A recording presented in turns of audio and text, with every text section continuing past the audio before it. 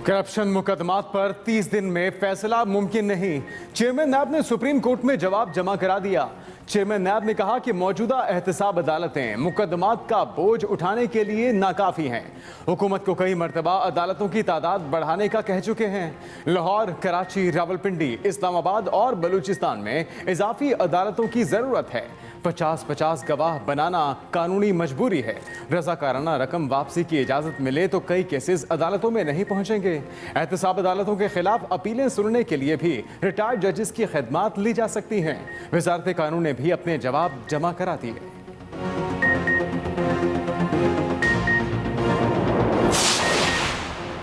Chairman People's party Bilawal Bhutto Zardari हुकूमत के खिलाफ मुतहर्रिक हो गए। बिलावल भुट्टो आज मुल्की सियासी सूरत हाल पर chairman Balochistan national party Akhtar Bengal से अहम मुलाकात करेंगे। दूसरी जानिब बिलावल ने पंजाब में पार्टी की तंजीम का टास्क कमर जबान कायरा को सौंप दिया। ईद के बाद ऑल पार्टीज कॉन्फ्रेंस के फैसलों पर अमल दरामद के लिए पार्टी को तैयारियों की भी हिदायत।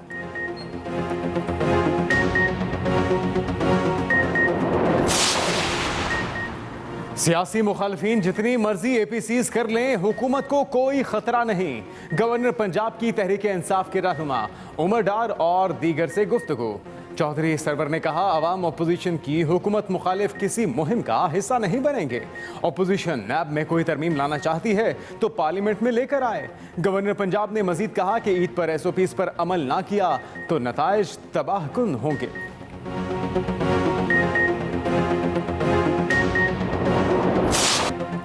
पाकिस्तान में कोरोना केसेस और अमवात की तादाद में कमी का सिलसिला जारी। 24 घंटों में 1487 नए केसेस। मुतासरीन की मजमूई तादाद 2,71,887 हो गई। मजीद 24 मरीज दम तोड़ गए। वबा से जाँ बहक होने वालों की तादाद 5,787 तक जा पहुंची। अब तक 2,36,596 मरीज मुकम्मल सेहतयाब हो चुके।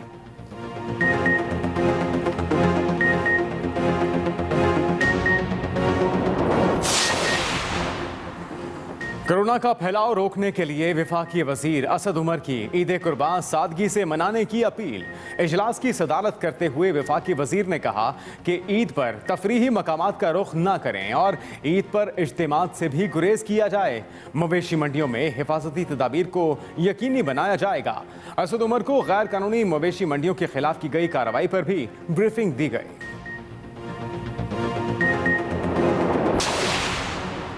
आज़ाद जम्मू कश्मीर के सहाफ़ियों के वफ्द का ISPR का दौरा। ISPR के मुताबिक आज़ाद जम्मू कश्मीर के सहाफ़ियों के वफ्द ने DG ISPR से मुलाकात की। ISPR के मुताबिक वफ्द को लाइन ऑफ कंट्रोल के साथ साथ सिक्योरिटी सूरत हाल, भारतीय फ़ौज की जानिब से जानबूझकर शहरी आबादी को निशाना बनाने और सीज़ फायर की खिलाफ वर्जियों से भी आगाह किया गया।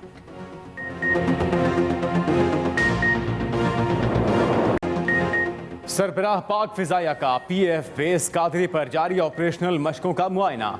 अमले की ऑपरेशनल तैयारियों और पेशा वाराना सलाहियतों पर इत्मीनान का इजहार। एयर चीफ ने कहा, दुश्मन की जानिब से फौजी साजो सामान की खरीदारी से लाइल्म नहीं। रिवायती जंग में ताकत का तवाजुन बरकरार रखने के लिए हर मुमकिन इकदाम किए जा रहे हैं। एयर चीफ ने मसला कश्मीर को अक़वाम मुत्तहिदा की करारदादों के मुताबिक फौरी हल करने की जरूरत पर जोर दिया।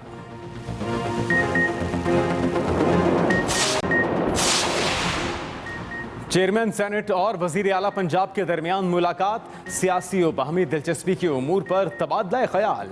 दोनों रहनुमाओं ने इत्तेफाक किया कि बैनुल सूबाई हम आहंगी और कौमी यकजहती के फरोग से तामीर और तरक्की के अहदाफ हासिल किए जा सकते हैं। मुलाकात में चारों वज़राए आला के सूबों के बाहमी दौरों को मजीद फरोग देने पर भी इत्तेफाक किया गया। पंजाब हुकूमत का तामीराती शोबे के फ़रोग़ और मुआशी इस्तेहकाम के लिए पैकेज का ऐलान। NOC और नक्शाजात की मंजूरी अब खिदमत मराकज़ से होगी। वन विंडो सिस्टम मुतारिफ करा दिया गया। वज़ीर आला उस्मान बुज़दार की फराहमी नकासियाब और सोलिंग की 6,000 से ज़ायद स्कीमें जल्द मुकम्मल करने की हिदायत। कहते हैं पंजाब हुकूमत जल्द बल्दियाती इलेक्शन कराना चाहती है।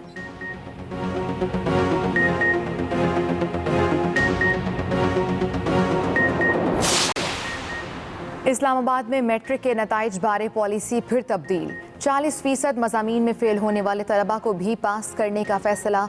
Federal board of intermediate and secondary education ने इम्तिहानी पॉलिसी में तब्दीली का नोटिफिकेशन जारी कर दिया। नताइज का ऐलान जल्द किया जाएगा।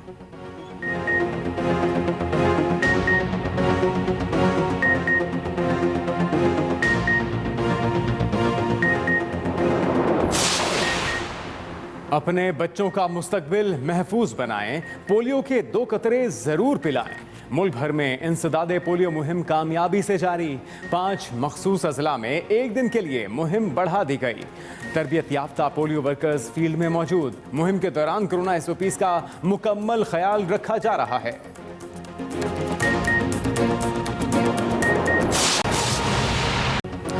अस्सलामुअलैकुम, आप देख रहे हैं एक्सप्रेस न्यूज। मैं हूं मोहम्मद जुनेद अली और मैं हूं आयशा सलमान। हेडलाइंस आपने जानी, खबरों की तफसील एक ब्रेक के बाद।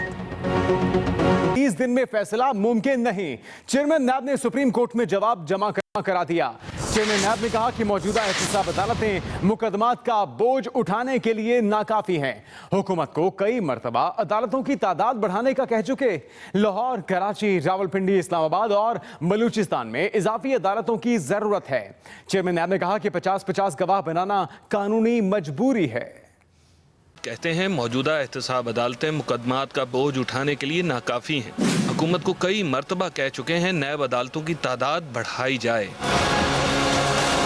सुप्रीम कोर्ट में जमा कराए गए जवाब में चेयरमैन नैब ने मौक़िफ़ अपनाया कि नैब अदालतें ज़ाब्ता फौजदारी पर सख्ती से अमल करती हैं। आला अदलिया के हुक्म इम्तना और बैरून मुमालिक से कानूनी मुआवनत में ताख़ीर भी बर वक्त फैसले ना होने की वजूहात हैं। चेयरमैन नैब का ये भी कहना था कि अदालतें जमानत के लिए सुप्रीम कोर्ट के वज़ा करदा असूलों पर अमल नहीं करती। मुल्ज़मान को इश्तिहारी करार देने का तरीक़ाकार भी वक्त तलब है। जमा कराए गए जवाब में मजीद कहा गया है कि अदालतों की जानिब से सियासी शख्सियात के लफ्ज़ की गलत तशरीह की जाती है। इसी वजह से सियासी शख्सियात का मतलब गैर मुल्की इदारों को समझाना मुश्किल हो जाता है। रज़ाकाराना रकम वापसी की इजाज़त मिले तो कई केसेस अदालतों तक नहीं पहुँचेंगे। Aqeel Afzal, Express News, Islamabad. Pakistan People's Party के चेयरमैन बिलावल भुट्टो जरदारी आज अख्तर मेंगल से अहम मुलाकात करेंगे, जिसमें मुल्की सियासी सूरत हाल पर तबादला ख्याल किया जाएगा। BNP मेंगल के सरबराह अख्तर मेंगल की पीपल्स पार्टी के चेयरमैन बिलावल भुट्टो से मुलाकात के दौरान पीपल्स पार्टी के रहनुमा नैयर हुसैन बुखारी और फरहतुल्लाह बाबर भी शरीक होंगे। मुलाकात में मुल्क की मौजूदा सियासी सूरत हाल समेत दूसरे अहम उमूर पर बातचीत की जाएगी। में गुज़श्ता 24 घंटों में मजीद 1487 केसेस सामने आए हैं, जबकि मजीद 24 मरीज दम तोड़ गए। मुल्क भर में कोरोना के एक्टिव केसेस की तादाद 29,500 है। मुल्क भर में अब तक कोरोना वायरस के 2,71,887 केसेस सामने आए, जबकि 2,36,596 मरीज सेहतियाब हो चुके। सिंध में 1,16,800 कोरोना केस सामने आए। पंजाब में 91,691, खैबर पख्तूनख्वा में 33,071 और बलूचिस्तान में 11,550 केसेस रिपोर्ट हुए। इस्लामाबाद में 14,821 और आज़ाद कश्मीर में 2,012 कोरोना केसेस सामने आ चुके। तर्जुमान बलोचिस्तान हुकूमत लियाकत शाहवानी कहते हैं सूबे में कोरोना वबा की वाज़े कमी को कायम रखने के लिए ईद पर आवाम को SOPs पर अमल करना होगा। इस हवाले से इंतजामिया मवेशी मंडियों पर कड़ी नज़र रखे हुए है। वो कोयटा में मीडिया से गुफ्तगू कर रहे थे। एक एक जिंदगी कितनी कीमती है, उनसे पूछे जिनके प्यारे इस कोविड का जो है शिकार हुए और उनकी शहादतें हुई। आज उन घरों से पूछे, उन लोगों से पूछे। तो यही एक गुजारिश है कि हमें शुक्र अल्लाह का एक इत्मीनान भी है, लोगों में भी एक खुशी का समा है। ये इस डिक्लाइन के साथ ये खुशियाँ हमारी जारी रहनी चाहिए और ईद में SOPs का ख्याल रखना। ऑलरेडी हमने मवेशी मंडियों में जो SOPs है वो हमने इस्टेब्लिश कर लिए हैं, स्पेशल मजिस्ट्रेट्स अपॉइंट कर लिए हैं। हैदराबाद के इलाके कासिमाबाद में मोटरसाइकिल सवारों की फायरिंग से 45 साला शख्स जाँ बहक हो गया है। पुलिस के मुताबिक फरार होते हुए हमला आवरों की मोटरसाइकिल खराब हो गई। हमला आवरों ने एक मोटरसाइकिल छीनी और सवार को गोली मारकर जख्मी कर दिया। ये वाकया पुरानी दुश्मनी का नतीजा है। मुल्ज़िमान की मोटरसाइकिल तहवील में ले ली गई है। इसी पर मज़ीद तफसीलात जानेंगे। अब्दुल्ला शेख हमारे साथ मौजूद हैं। जी अब्दुल्ला। देखिए जी, ये कुछ देर पहले ही थाना नसीम नगर की जो इलाका है लंदन टाउन, उसमें शाहरा पर पेश आया है। और जो मकतूल हैं वो शेरिश नगर के रिहायशी हैं, जिनके मुतालिक उनके लवाहिकीन का ये कहना है कि हमारी जमाली बिरादरी के एक दूसरे गिरोह से जो है पुरानी दुश्मनी चल रही है और उसी बुनियाद पर उनके भाई को कत्ल किया गया है। ये इस इलाके से गुजर रहे थे कि एक मोटरसाइकिल पर दो मुसल्लह अफराद ने इन्हें रोक कर जो है फायरिंग की है, जिसके नतीजे में ये मौके पर ही जा भाग हुए।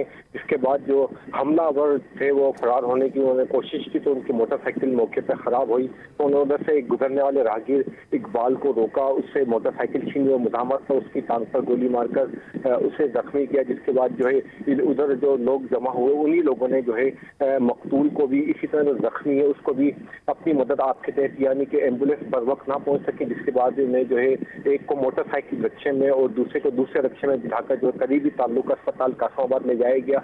और जहाँ पर डॉक्टरों ने जब तस्दीक कर दी कि इनकी मौत वाक़या हुई तो उसके बाद उनकी लाश को पोस्टमार्टम के लिए सिविल अस्पताल हैदराबाद लाया गया और पोस्टमार्टम के बाद लाश उनके गुस्सा के हवाले कर दी गई। जी ठीक है अब्दुल्ला शेख, बहुत शुक्रिया आपका।